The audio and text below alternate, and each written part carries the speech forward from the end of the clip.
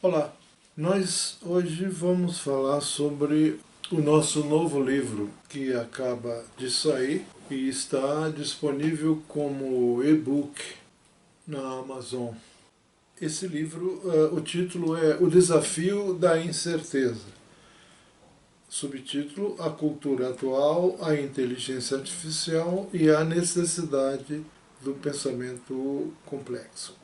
Esse livro é uma espécie de prestação de contas, vamos chamar assim, um apanhado geral de tudo aquilo sobre o que eu tenho falado, sobre o que eu tenho escrito no LinkedIn, em outros lugares, em inglês, em português, em várias mídias, e principalmente sobre o que eu tenho falado nos nossos grupos de estudos, para as pessoas que fazem mentoria comigo, aqui em São Paulo e fora do estado, até mesmo no exterior, de forma que o índice dele é um retrato daquilo que nós temos feito e também, né, por último, mas não menos importante, também ele aborda alguns tópicos, o que a gente tem dito aqui,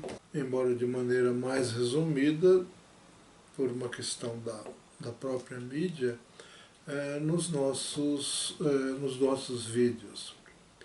Então é disso que nós vamos falar hoje. Nós vamos falar de uma maneira prática, de uma maneira direta, e a forma que eu escolhi é abrir o índice do livro, que está aqui na minha frente, é um e-book, e falando tópico por tópico, do prefácio, dos capítulos, das notas, e assim por diante. Esse livro saiu em português, mas ele já está sendo, eu mesmo estou fazendo isso, está sendo traduzido para o inglês, e daqui a uns 2 a 3 meses, mais ou menos isso, ele vai ser publicado também direto na Amazon Books em inglês, que é para atender ao público que vê os meus posts, que lê os meus artigos no LinkedIn. Esse público é maior do que o público que lê em português. Cerca de 2/3 dos meus seguidores, eles acompanham os meus posts, os meus artigos e os meus comentários em inglês. O objetivo de tudo isso, o objetivo desse livro, bem entendido, é responder à seguinte pergunta: como é que se aplica a teoria da complexidade na prática, no cotidiano, nas questões básicas, corriqueiras do dia a dia, por meio do pensamento complexo? Então, esse livro é um livro sobre a aplicação do pensamento complexo no cotidiano, do ponto de vista das questões humanas, sociais e políticas. A gente sabe que a teoria da complexidade, no que se refere ao seu lado matemático e computacional, ela é aplicada comumente sem maiores problemas, já se tornou praxis. Porém, quando se trata de aplicá-la aos nossos problemas humanos, nossos problemas sociais e políticos, a questão muda de figura, porque não há muita coisa a esse respeito. Essa é o que a gente chama de escola Edgar Morin, vamos dizer assim, mas nós fazemos um mix da escola Edgar Morin com outras escolas, com a escola matemática e computacional também, para tornar mais abrangente a nossa visão, a nossa abordagem. É isso que eu digo no prefácio do livro. Então, o ponto de partida do livro, que é o primeiro capítulo, se refere e fala sobre o fato de que não adiantou as pessoas se rebelarem contra a complexidade, resistirem à complexidade e não aceitarem a complexidade. Isso não adiantou nada, porque a complexidade é a própria vida e a complexidade veio. Nós não fomos a complexidade. Muitos de nós se recusaram a ir à complexidade, mas ela veio a nós, principalmente por meio da internet e das aplicações da teoria da complexidade, a inteligência artificial, a computação e a inteligência artificial. Então nós vivemos em meio à complexidade, porque nós próprios humanos somos sistemas complexos, e é preciso a gente entender as regras de aplicação da teoria da complexidade. Isso não transforma este nosso livro num livro de autoajuda, nem numa sequência de regras passo a passo, de jeito nenhum, porque fazer isso seria insultar a inteligência dos leitores e transformar a vida em algo que pode ser experienciado por meio de um manual de instruções. É uma balela, uma bobagem, a vida não tem manual de instruções, e mesmo se tivesse, a gente estaria totalmente equivocado em aplicá-lo. Esse é o primeiro capítulo do nosso livro. No segundo capítulo, nós chamamos de Visões de Mundo, nós colocamos as diversas maneiras com que a condição humana, com que a natureza humana podem ser abordadas. O terceiro capítulo trata de autonomia e auto-organização, ou seja, trata de como nós podemos viver com nossos pensamentos, com nossas próprias ideias, sem nos submetermos a regras vindas já prontas de fora. Ou seja, como nós podemos viver respeitando as ideologias, respeitando as ideias dos outros, no entanto, como nós podemos viver mediante as nossas próprias ideias. Ou, em outras palavras, como pensar com nossas próprias cabeças. Dito parece muito fácil, mas quando tentamos colocar isso em prática, fica bastante difícil, todo mundo sabe disso, né?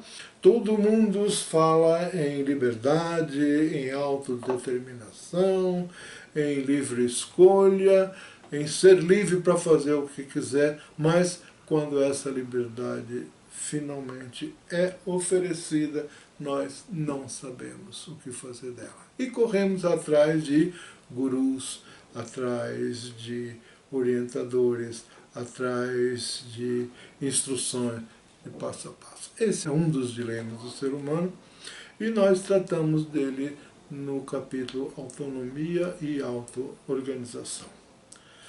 O quinto capítulo fala sobre complexidade e natureza humana.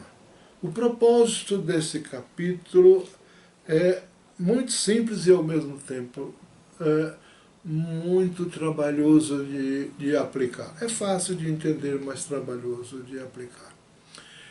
Nenhum projeto pode ser bem sucedido se nós não levarmos em conta a multiplicidade, a diversidade e a imprevisibilidade, que são as características da complexidade, e não por acaso são também as características da natureza humana. Ou seja, se você tentar colocar a natureza humana fora da equação, pode tirar o cavalo da chuva, que o seu projeto não vai dar certo. Quando não dá certo, não fique culpando a falta de financiamento, a falta de tecnologia, a falta disso, a falta daquilo. Não tente fazer isso, porque se você não levar em conta as dificuldades e, ao mesmo tempo, a criatividade própria da natureza humana, os projetos não darão certo. Os exemplos são abundantes, eu vou me dispensar de citar isso, mesmo porque está tudo isso muito examinado com muita minúcia neste capítulo. O 6º capítulo trata de, o título do capítulo é Problemas e Soluções. Nós vivemos numa sociedade do tipo problem solving, uma sociedade solucionadora de problemas. Ou seja, de tal forma que para muita gente viver é resolver problemas. Só que a vida é um conjunto de experiências a serem vividas e não um conjunto de problemas a serem resolvidos e transformados em números e estatísticas. Todas as vezes que nós fazemos isso, nós tiramos o elemento humano, tiramos a natureza humana da equação. Ao tirar a natureza humana da equação, nós nos tornamos desumanos. Nós negamos a nossa própria humanidade, nós negamos a nossa própria existência.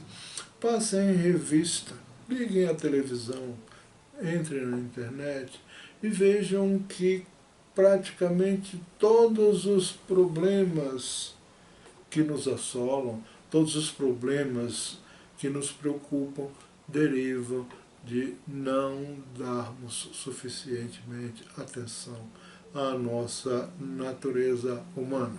Ou seja, nós tratamos a natureza humana não como uma condição a ser compreendida, uma condição a ser vivida. Nós tratamos a natureza humana como algo que atrapalha, como algo que é um fator de custo, como algo que deve ser colocado fora da equação. Ao fazer isso, nós nos desumanizamos e desumanizamos os outros, desumanizamos o mundo em que nós vivemos e tudo isso se volta contra nós mesmos. O 7º capítulo é uma extensão disso. Nós fazemos questão de, ao longo de todo o livro, utilizar o máximo possível de pequenos estudos de caso, múltiplos exemplos. Não é? O 6º capítulo fala das ilusões. Nós vivemos num mundo cheio de ilusões e, de certa forma, nós precisamos de algumas ilusões, entre aspas, para levar adiante a vida, para suportar a dureza da vida. As artes, a filosofia, a literatura, tudo isso são ilusões, são ficções que nos ajudam a levar a vida adiante, a ultrapassar, a conviver com a dureza da vida. Mas essas são as chamadas, os filósofos chamam essas de ilusões necessárias. Mas nós vivemos um monte de ilusões desnecessárias e, estranhamente, não esqueçam, o ser humano é um ser estranho, ele dá privilégio às ilusões desnecessárias. A principal delas é a ilusão de controle. A ilusão de que nós podemos controlar tudo, a ilusão de que nós podemos resolver todos os problemas por meio da tecnologia. Podemos resolver muitos, mas a diferença entre muitos e todos é muito grande, muito maior do que a gente costuma pensar. Finalmente, nós chegamos ao último capítulo que fala sobre o modo sobrevivência. O que é o modo sobrevivência? Modo sobrevivência, o que nós chamamos modo de sobrevivência, é a gente se limitar ao que é material, ao que é numérico, ao que é quantitativo e tentar viver sem isso. Tentar viver sem solidariedade, tentar viver sem preocupar-se com os outros e com o mundo natural, embora digamos o tempo inteiro que nos preocupamos com isso, mas isso é mais um auto-engano. Nós nos auto-enganamos dizendo que estamos muito preocupados com os outros, mas isso nós sabemos, a experiência mostra nos consultórios de psicoterapia, isso surge com uma clareza meridiana, a gente imagina que pode viver sem se preocupar com os outros e com o mundo natural. Quando surgem questões como estão surgindo agora, cada vez com mais intensidade, as alterações climáticas, por exemplo, a gente tenta utilizar a velhíssima jogada do avestruz. Enfiamos a cabeça na areia e fingimos de conta de que nada de anormal está acontecendo. É sobre isso que versa o nosso livro, é sobre isso que ele está sendo muito bem sucedido. A Amazon informa, a gente recebe muitos retornos da Amazon, do LinkedIn, de outras fontes da internet, e eu espero que a partir deste vídeo, nos próximos vídeos, a gente vá detalhando um pouco mais sobre o que foi delineado hoje nesses poucos minutos dedicados ao livro de uma maneira geral. Então, por enquanto é só e até o nosso próximo encontro. Muito obrigado.